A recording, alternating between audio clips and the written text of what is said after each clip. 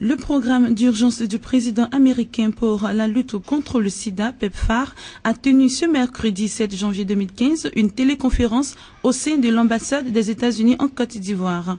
La téléconférence qui s'est passée en même temps dans toutes les ambassades américaines des pays africains avait pour thème le rôle du PEPFAR dans la lutte contre le VIH-Sida.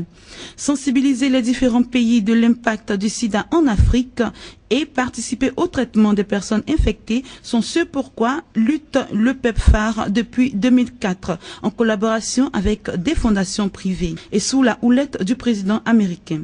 La téléconférence a débuté par les mots de bienvenue du conseiller de presse chargé des affaires culturelles, M. Russell Brooks, et de la coordinatrice du PEPFAR en Côte d'Ivoire, Mme Heather Davis.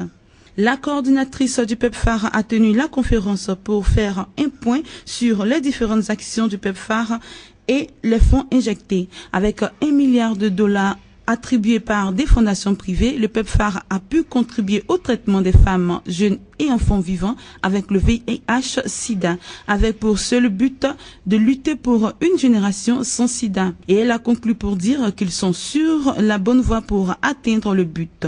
Après elle, Mme Heather Davis s'est prêtée, elle, au jeu de répondre aux questions des personnes présentes et marteler qu'il faut protéger les personnes maintenant et les empêcher de propager le virus. En tout cas, selon l'ONU-SIDA 2015 est l'année qui déterminera si oui ou non le sida pourra être éradiqué.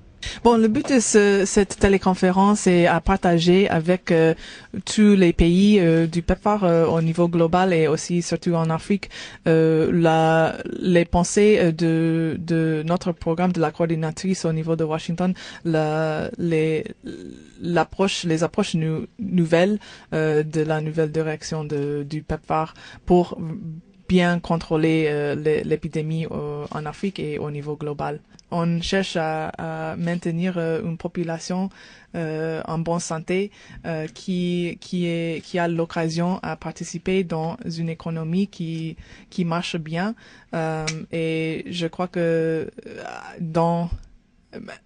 actuellement, de nos jours, c'est important à considérer tous les pays au niveau global, non seulement notre propre pays. Et tout le monde, tous les pays ont des concerns de la sécurité, de la santé au niveau global, comme on a vu récemment, surtout avec l'épidémie de l'Ebola. Donc, c'est aussi un concern. Et je crois que pour travailler ensemble, nous avons les ressources à contribuer à la lutte et pour assurer que nous pouvons jouer un rôle à maintenir la dignité de chaque humain en considérant ces autres aspects, c'est important.